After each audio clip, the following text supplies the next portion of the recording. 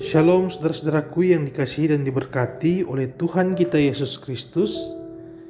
Kita tetap bersyukur atas kasih, pertolongan dan anugerah Tuhan yang terus berlaku dalam kehidupan kita. Saudara-saudaraku yang dikasihi Tuhan, saat ini saya mengajak kita untuk membaca dan merenungkan satu bagian firman Tuhan yang terdapat dalam kitab Matius 14 ayat 31. Segera Yesus mengulurkan tangannya, memegang dia dan berkata, "Hai orang yang kurang percaya, mengapa engkau bimbang?"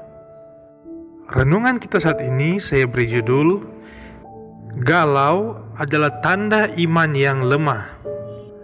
Saudaraku yang dikasihi dan diberkati oleh Tuhan kita Yesus Kristus, seringkali kita mengalami rasa galau atau rasa gelisah, bimbang, bingung, cemas, sedih, dan sejenisnya yang menimbulkan perasaan yang tidak enak dan membuat kita hanya mampu berdiam diri dan tidak bisa berbuat apa-apa.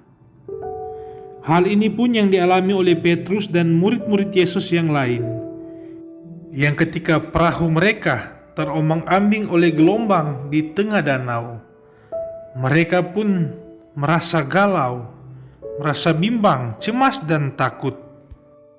Di tengah rasa galau mereka, Yesus pun datang berjalan di atas air, menghampiri mereka, dan murid-murid sangat ketakutan karena mereka mengira yang datang itu adalah hantu. Mereka masih ragu bahwa itu adalah Tuhan Yesus. Bahkan pun Petrus yang masih ragu berkata, "Tuhan, apabila Engkau itu, suruhlah aku datang kepadamu berjalan di atas air."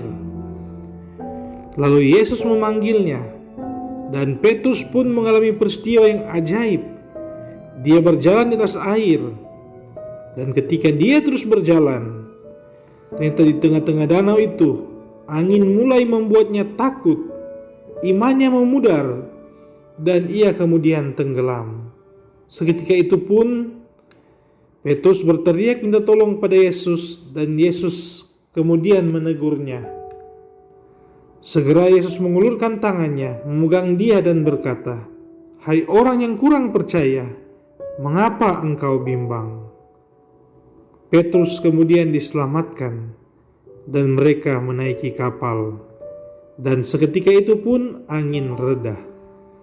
Nah, saudara-saudara yang dikasihi Tuhan, ini adalah kesaksian Petrus dan murid-murid yang lain yang diselamatkan oleh Tuhan Yesus ketika mereka bimbang, cemas, dan galau saat mereka hampir tenggelam karena gelombang. Saudaraku yang dikasihi Tuhan, kita pun banyak kali berhadapan atau mengalami hal-hal seperti ini. Ketika kekhawatiran, kecemasan, putus asa, ketakutan menghampiri kita, maka kita pun menjadi galau. Kita dikuasai oleh kegalauan kita, maka keraguan muncul. Keraguan inilah yang membuat kita tenggelam dalam permasalahan hidup kita. Nah, di saat-saat seperti ini, maka tentunya kita membutuhkan Tuhan yang adalah juru selamat kita. Tetapi tidak mudah mencari Tuhan di saat kita ragu, di saat kita galau. Karena di saat kita galau, kita akan sulit untuk menerima masukan, teguran, bahkan pun kebenaran firman Tuhan yang disampaikan kepada kita. Seperti murid-murid Tuhan Yesus yang tidak percaya ketika Yesus berjalan di atas air untuk menyelamatkan mereka. Bahkan mereka mengira Yesus adalah hantu. Saudara-saudaraku yang diberkati oleh Tuhan, walaupun mungkin kita sudah berkali-kali mengalami kuasa Tuhan yang luar biasa dan ajaib bagi hidup kita, tapi iblis tetap menggunakan berbagai cara, termasuk rasa galau, untuk membuat kita ragu akan kebesaran Tuhan. Kita melihat anak-anak muda yang galau karena sakit hati atau putus cinta. Mereka berpikir seolah-olah dunia ini hampir kiamat. Bahkan nasihat dari orang tua pun diabaikan, tanpa mereka memikirkan pengorbanan orang tua yang luar biasa bagi hidup mereka.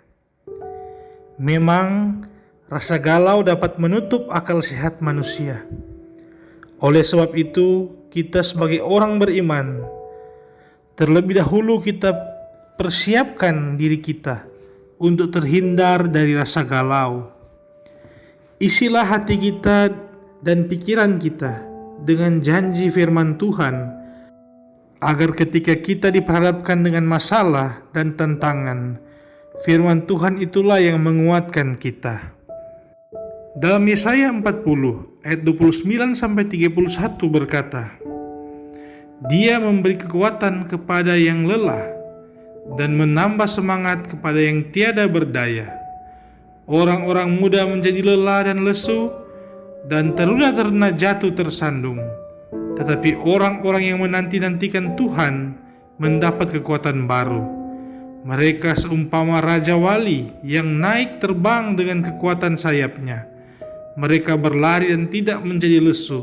Mereka berjalan dan tidak menjadi lelah. Marilah kita selalu mengingat akan janji firman Tuhan ini. Kita tunjukkan bahwa bersama Tuhan kita kuat. Kita mampu melewati setiap tantangan dan pergumulan. Dalam Filipi 4 ayat 13 berkata, Segala perkara dapat kutanggung di dalam Dia yang memberi kekuatan kepadaku.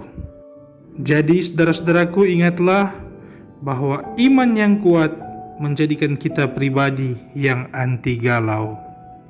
Amin. Marilah kita berdoa.